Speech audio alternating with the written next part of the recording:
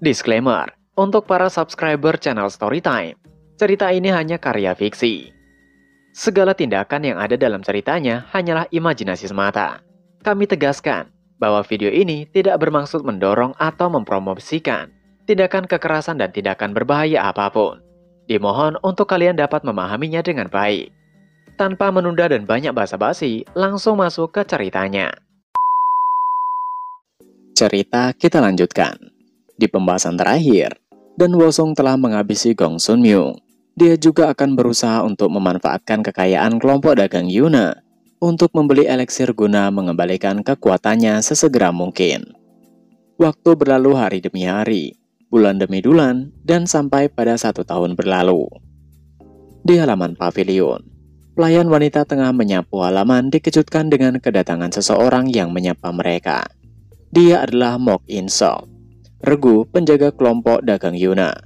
Mok In mengatakan bahwa dia ada surat untuk Tuan Muda Lee Ji-eun. Bisakah ia bertemu dengannya? Pelayan tersebut menunjuk ke sebuah halaman latihan mengatakan bahwa Tuan Muda tengah berlatih. Mok In melihat ke arah yang ditunjuk pelayan tersebut dan terkejut. Dia melihat Dan Wosong tengah duduk bersila dengan tenang. Yang membuat Mok In terkejut adalah tubuh Dan Wosong tidak menunjukkan tanda-tanda dia sakit, melainkan segar bugar. Dia tidak percaya bahwa itu adalah tuan mudanya. Apa yang sebenarnya Dan Wosong lakukan selama 1 tahun ke belakang? Di saat itu, energi core Dan Wosong terbentuk, dan ia mengukir semua martial art yang dibutuhkan untuk bertahan hidup pada tubuhnya itu. Enlightenment, Mobility Art, Body Art, Rapid Stride, dan teknik yang memungkinkannya untuk mengendalikan Lightning, White Lightning. Sejauh ini, ia telah mencapai tahap keempat. Semua berjalan lancar, tapi semua ini masih belum cukup. Walaupun Dan Wosong terlihat begitu luar biasa dengan seni bela dirinya ketika berlatih, dia masih belum puas, karena dia masih belum mencapai apa yang ia miliki di kehidupan sebelumnya. Kembali pada saat ini, Mok In mendekati Dan Wosong dan menyapanya mengatakan bahwa lama tidak berjumpa. Mok In juga tidak lupa memperkenalkan diri bahwa dirinya adalah Mok In dari regu penjaga kelompok dagang Yuna. Ia datang membawa pesan dari kepala klan utama. Dan Wosong mengerti dan meminta Mok In untuk menyerahkan suratnya. Ia ingin melihatnya. Mok In masih terus tidak percaya menatap Dan Wosong bergumam. Apa yang ia lihat itu nyata? Apakah yang di depannya itu adalah benar-benar tuan muda lemah yang ia tahu? Tapi, kemana perginya tubuh lemah itu? Karena dalam pandangan Mok In, Lee Ji-eun adalah pria muda lemah yang bisa binasa kapan saja. Mok In tidak segera memberikan suratnya karena terpaku menatap Dan Wosong. Itu membuat Dan Wosong kesal. Beberapa saat berlalu, mereka kini di dalam ruangan pertemuan. Dan Wosong membaca surat tersebut dan mendapat intinya, yang mana ayahnya pingsan dan sekarang harus terbaring di tempat tidur. Kabar itu membuatnya bingung. Itu tidak menjelaskan sama sekali mengapa ayahnya bisa jatuh sakit. Mok In menunduk dia mengatakan dengan sedikit khawatir dan penuh kepahitan mengatakan, kemungkinan besar itu karena klan Ouyang. Seperti yang Dan Wosong ketahui, bagaimana kelompok dagang Yuna membayar upeti dengan alasan biaya perlindungan selama ini bukan? Biaya itu semakin besar dan sekarang menjadi tidak tertahankan lagi. Dan Wosong menimpali, tapi apa klan Ouyang melakukan sesuatu yang pantas untuk dinaikkan biaya perlindungannya? Seperti Dogi yang marah, Mok In menimpali tidak ada sama sekali. Klan Ouyang adalah orang-orang yang pemalas. Bahkan saat Sekte Deity mencoba memaksakan pajak perdagangan belakangan ini, klan Ouyang mengatakan bahwa mereka hanya akan menemui pemimpin kelompok dagang Yuna jika ada masalah serius. Dan mereka tidak melakukan apapun. Kapten penjaga mereka juga tidak bisa protes karena Ouyang Hui ini. Dan Wosong sedikit pernah mendengar nama ini. Ouyang Hui cukup terkenal di Jianghu. Dia adalah orang yang cukup kuat sampai orang seperti dirinya Raja Tinju bisa mengetahui nama tersebut. Ouyang Hui pasti berpikir, kelompok dagang seperti kelompok dagang Yuna berada di bawah mereka. Ia mengerti situasinya sekarang. Dan Wosong mengatakan, berarti jika ia menangani masalah ini, semuanya akan teratasi bukan? Mendengar Dan Wosong akan mengatasinya membuat Mok In sedikit skeptis, atau bahkan tidak yakin menimpali. bahwa sebenarnya ada alasan krusial lain di balik jatuhnya pemimpin. Yang mana ada pertarungan pedang antara tuan muda kedua dan ketiga. Setelah menyaksikan kedua putranya bertarung, pemimpin segera terjatuh dan tidak sadarkan diri. Dan Wosung menebak menanyakan, "Jangan katakan pemimpin jatuh tidak sadarkan diri karena marah." Mok-in membenarkannya, karena jarang sekali atau bahkan tidak pernah keduanya berkelahi seperti itu. Dan Wosung memijit kecil kepalanya mengatakan, ia tidak habis pikir mereka bertarung di depan pemimpin, dan itu pertarungan pedang. Mok-in meminta untuk Dan Wosung tidak perlu khawatir, tidak ada masalah lain yang terjadi saat masalah ini sudah selesai. Namun sebelum kata-katanya selesai, Dan Wosung menunjukkan ekspresi dingin mengatakan, ia tidak bisa tinggal diam. Dan Wosung tiba-tiba bangkit mengatakan bahwa Mok-in bisa menyimpan suratnya. Ia akan pergi sendiri. Mok-in saat ini telah kembali ke markas utama kelompok dagang Yuna. Dia membicarakan tentang Dan Wosung pada rekan-rekannya bahwa tuan muda mereka telah berubah total. Dia mengatakannya dengan antusias bahkan memukul meja. Dia meneruskan bahwa Dan Wosung telah menjadi seorang martial art yang sempurna. Tubuhnya sangat luar biasa. Ia tidak berbohong. Namun kata-katanya tidak dipercaya yang membuat rekan-rekannya tertawa terbahak-bahak mencibir. Apakah tuan muda mereka yang terkenal itu menjadi martial artist? Sungguh lelucon yang patut dihargai. Mereka menanyakan apakah maksud Mok-in, tuan muda lemah itu telah menjadi semacam master tempat tidur? Jika tuan muda mereka telah menjadi seniman bela diri, maka dirinya adalah legenda seniman bela diri. Mok-in tidak bisa berkata-kata lagi. Dia mengatakan yang sebenarnya namun masih tidak ada yang mempercayainya. Pria berambut merah mengatakan untuk Mok-in, jika ingin bergurau harus yang masuk akal. Ia lebih percaya jika Mok-in mengatakan wakil kapten memiliki kekasih. Saat itu, tiba-tiba wakil kapten yang pria berambut merah itu sebut muncul tepat di belakangnya, dengan tatapan mengerikan. Selanjutnya dia tersenyum mengatakan itu sungguh kabar yang baik, mendengar tuan muda pertama mereka mendapatkan kembali kesehatannya. Dia adalah Han Yop, wakil kapten kelompok dagang Yuna. Han Yop tentu segera mempercayai kabar bahwa Dan Wosung telah menjadi seniman bela diri. Karena dari kecil, fisiknya memang bagus.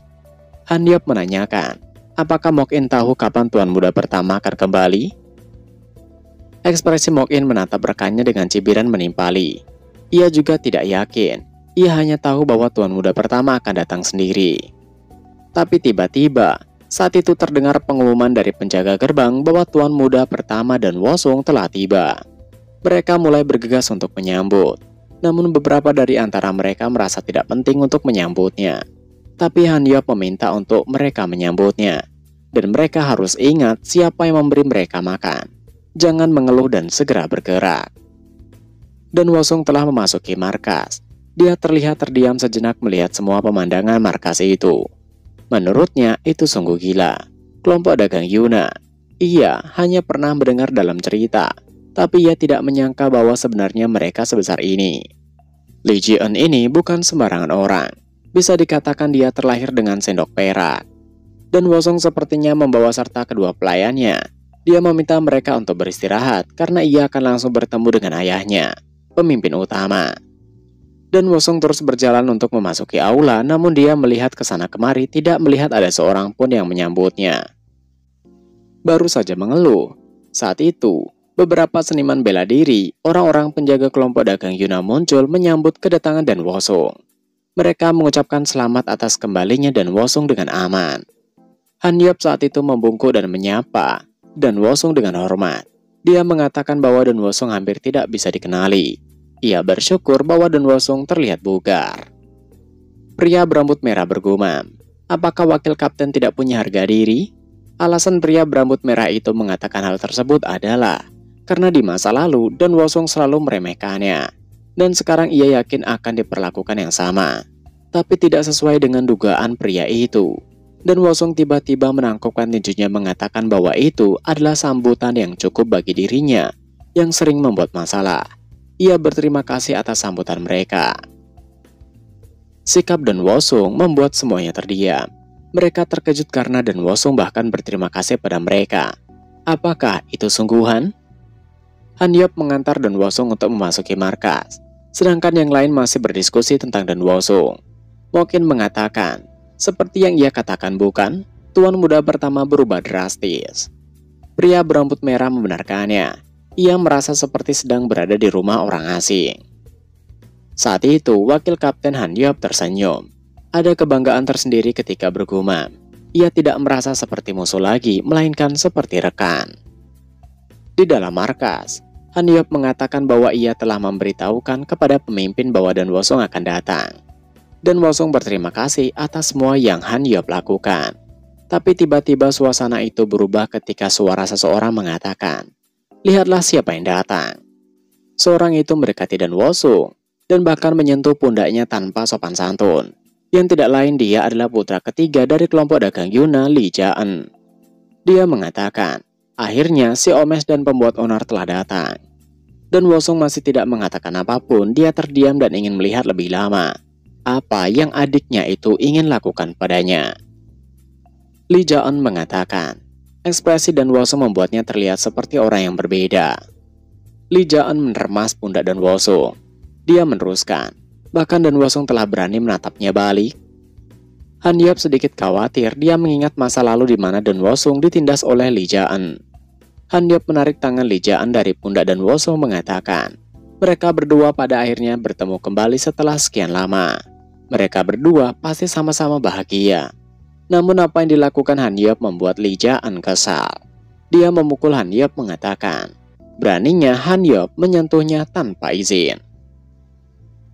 Tatapan Li Jaan menajam dan mencibir. Apakah main-main dengan orang tidak berguna itu masih belum cukup? Sekarang Han Yop berani padanya. Dia kemudian melihat ke arah Dan Wosung yang masih menatapnya, mengatakan, haruskah ia beri pelajaran agar Dan Wosung tidak menatapnya seperti itu lagi? Dan Wosung membelai lembut pipi Li Jaan dan menyebutkan namanya. Ketika Li Jaan akan marah, tiba-tiba Dan Wosung menampar Li Jaan. Pukulan itu begitu keras yang membuatnya bahkan memuntahkan sedikit cairan merah. Dia pusing hampir pingsan, tidak sadarkan diri. Li Jaan terkejut menanyakan apa yang terjadi. Dan Wosung meneruskan dengan mencengkram pundak Li Jaan seperti yang Li Jaan lakukan pada Dan Wosung. Ia cukup bersemangat saat perjalanan pulang. Li Jaan berteriak keras karena cengkraman itu menyakitkan. Dia bahkan memaki dan memanggil Dan Wosung dengan sebutan tupai. Tatapan keji Dan Wosung muncul ketika mengatakan, apakah Li Jaan memanggilnya tupai? Bukankah seharusnya memanggilnya dengan sebutan kakak? Saat itu, seseorang melewati tempat di mana kerumunan penjaga. Pria dengan kacamata, yang tidak lain adalah Li Waan, tuan muda kedua kelompok dagang Yuna. Dia penasaran itu adalah kamar ayahnya, apa yang terjadi? Dia mendekati Han Yop menanyakan apa yang terjadi. Han Yop mengatakan bahwa ada debat antara tuan muda pertama dan tuan muda ketiga. Li Waan bergumam, membayangkan Li Jaan. Sepertinya anak itu melakukan tindakan yang tidak penting lagi. Li Waan panik dan khawatir dengan keadaan Dan Wosung berteriak, mengapa mereka tidak menghentikannya? Dia segera berlari dan memasuki ruangan untuk menyelamatkan Dan Wosung. Namun yang dia lihat tidak seperti apa yang dia bayangkan. Saat itu, Dan Wosung tengah memberikan pelajaran pada Li Jaan, yang membuat Li Jaan tidak berhenti berteriak. Dan Wosung dengan santai meminta untuk Li Jaan tidak berteriak. Mereka berada di kamar pemimpin. Melihat kedatangan Li Waan, Dan Wosung akhirnya berhenti. Mereka melanjutkan mengobrol di ruangan dan duduk dengan tenang. Namun Li Jaan dihukum harus duduk dengan mengangkat tangannya. Li Waan dengan menyesap tehnya mengatakan, ia mendengar bahwa Dan Wosung telah kembali, dan sepertinya kondisi Dan Wosung baik-baik saja. Dan Wosung menatap ke arah tangan Li Waan mengatakan ia baik-baik saja, dan perban yang melilit tangan Li Waan membuat Dan Wosung menanyakan, apakah itu tindakan Li Jaan? Dengan khawatir Li Waan mengatakan bahwa itu bukan masalah besar, tapi Dan Wosung tidak ada ampun. Dia mengangkat tangannya dan menampar Li Jaan sekali lagi. Dan Wosung seperti iblis mengatakan, mengayunkan pedang pada kakaknya sendiri itu adalah kesalahan. Jika tidak mau dihajar maka jangan lakukan. Dengan ketakutan Li Jaan mengerti, dia benar-benar takut sekarang. Dia bergumam, Dan Wosung menghajarnya, padahal kakaknya itu dulu lemah, tapi sekarang sungguh tidak bisa dipercaya. Li Waan menatap mereka bergumam. Dan Wosong benar-benar memberikan pelajaran pada Li Jaan. Padahal, hal terbaik yang dilakukan Dan Wosong dulu adalah menghindari pukulan Li Jaan. Li Waan menanyakan pada Dan Wosong, apakah terjadi sesuatu di rumah perlindungan? Sepertinya Dan Wosong menjadi orang yang sangat berbeda. Dan Wosong menimpali bahwa insting Li Waan sangat tajam. Dan Wosong berhenti ketika melihat gulungan surat di depannya. Dia menanyakan gulungan apa itu. Dan Wosong membuka dan melihatnya. Li Waan mengatakan bahwa itu adalah daftar pekerja yang ia bawa ke konferensi besok. Dan Wosong melihat nama-nama pekerja yang terdaftar. Ia ingin tahu siapa yang merekomendasikan Gong Sun Myung. Saat dia melihat nama-nama dan siapa yang merekomendasikannya, dia tahu bahwa memang Ouyang Hui lah dalang dari semuanya. Dengan dingin Dan Wosong mengatakan, jika di antara mereka ada yang bekerja sama dengan klan Ouyang, katakan padanya sekarang. Li Waan mengatakan, mana mungkin mereka melakukan itu. Li Jaan juga membenarkannya. Itu adalah tindakan konyol. Ia lebih baik binasa daripada melihat anggota klan lain mengambil alih bisnis keluarga mereka. Kelompok dagang Yuna adalah bisnis berharga yang susah payah ayah mereka kembangkan. Dan Wosong bersyukur mendengarnya. Jadi ia tidak perlu menghabisi mereka. Dan Wosong bangkit dari duduknya menanyakan, apakah para petinggi akan hadir di konferensi esok? Li Waan membenarkannya. Dan Wosong mengerti dan menyampaikan bahwa ia juga akan datang. Dan Wosong segera pergi meninggalkan mereka mengatakan, ia akan menemui ayah mereka. Setelah kepergian Dan Wosong, mereka bingung apa yang sebenarnya terjadi di Gunung Jihua. Li Jaan kesal memaki bahwa seharusnya ia pergi ke Gunung Jihua. Dia hanya bisa melampiaskan kekesalannya pada dirinya sendiri. Berpindah pada Dan Wosong, dia meminta izin untuk memasuki kamar ayahnya. Dia memasuki ruangan ayahnya dengan perlahan. Seorang pria tua terlihat terbaring di kasurnya menanyakan apa yang terjadi. Dia adalah Lee Seong-min, pemimpin kelompok dagang Yuna saat ini. Lee Sang-min menanyakan, apa yang terjadi di luar yang begitu berisik? Dan Wosong menimpali bukan masalah. Ia segera duduk mengatakan ia mendengar bahwa ayahnya sakit karena stres. Lee Sang-min membenarkannya. Ia terlalu stres, tapi kali ini tubuhnya tidak bisa menahan beban stres itu lagi. Lee Sang-min membelai wajah putranya mengatakan bahwa Dan Wosong telah banyak berubah, menjadi lebih baik. Wajah Dan Wosong berbeda. Apakah Dan Wosong sungguh putranya? Dan Wosong tidak menjawab. Dia hanya diam. Secara tidak langsung dia membenarkannya. Tapi Lee Sang-min tidak tahu dan hanya tersenyum dan bersyukur bahwa putranya itu baik-baik saja. Dari sentuhan Lee Sang-min, membuat Dan Wosong merasakan perasaan aneh. Dulu, sebagai Dan Wosong, ia tumbuh tanpa orang tua. Jadi ia tidak mengerti perasaan memiliki ayah ataupun orang tua. Tapi diingatan Lee Ji-eun, ayahnya adalah orang yang besar dan berwibawa.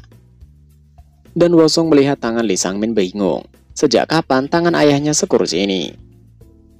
Dan Wosong membelai tangan ayahnya meminta untuk Lee Sang-min tidak perlu khawatir. Mereka hanya perlu menyingkirkan apa yang membuatnya stres. Ia akan mengatasinya, jadi jangan khawatir. Lee Sang-min bingung apa maksud menyingkirkannya.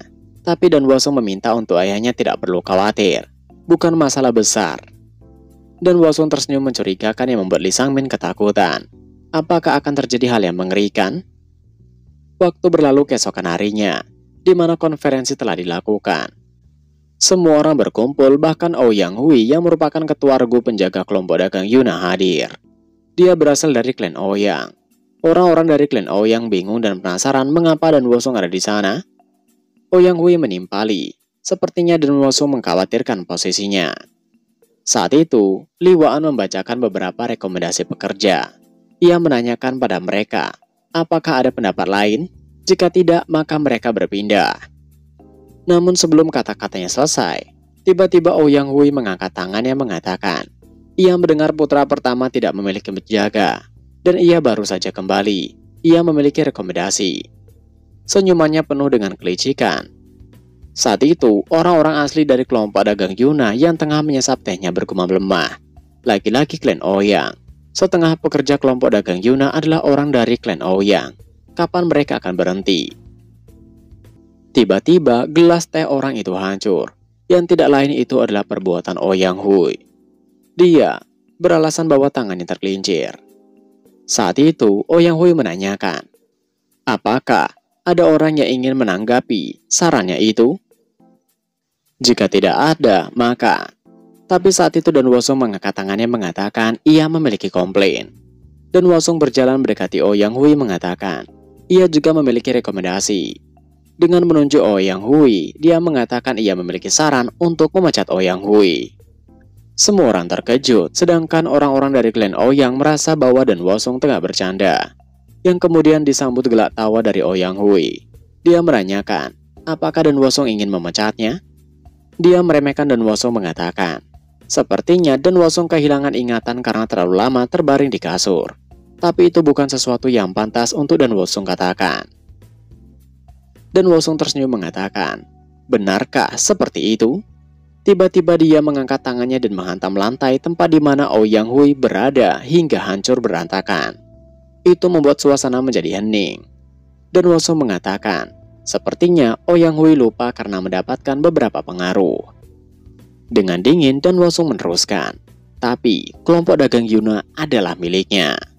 Dan chapter pun berakhir. Nah, itu tadi adalah pembahasan manual Raja Tinju yang berinkarnasi part kedua.